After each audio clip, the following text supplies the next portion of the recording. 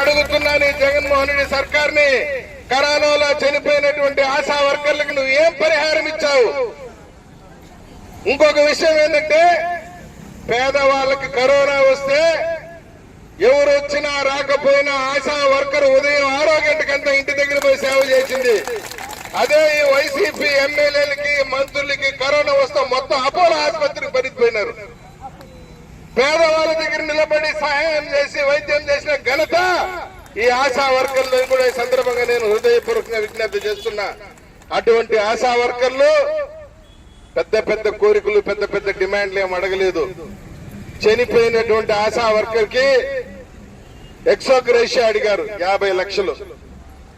ప్రమాదవశాత్తు చనిపోయినటువంటి ఆశా వర్కర్ కి గుర్తింపు ఇచ్చి ఆ కుటుంబంలో గౌరవం ఇమ్మన్నారు. 10,000 ఇస్తున్నామన్న జీతాన్ని 25,000 ఇచ్చమని ప్రార్థన చేశాడు.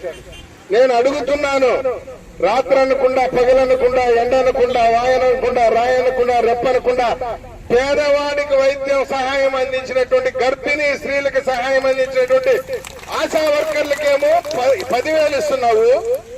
ఏమే పని చేయనటువంటి సలహాదారుల పేరుతో ఒక్కొక్కడికి 5 లక్షలు 6 లక్షలు ఇచ్చి సచివాలయంలో కూర్చోనడం. వాళ్ళు ఒక్కరైనా ఒక పని చేస్తున్నారా? ముఖ్యమంత్రి సలహాదారులు పోనీ ఆశా వర్కర్లకి నిలబడితే జీతం ఇచ్చే పరిస్థితి ఏమైనా ఉందా? లేదు. ఈ రాష్ట్రంలో పని చేయకుండా నిలబడితే జీతం తీసుకునే వాళ్ళు ఎవరైనా ఉన్నారు అంటే ఎమ్మెల్యేలు, ఎంపీలు పనే చేసేది సొంతంగా నిలబడితే జీతం తీసుకున్నారు.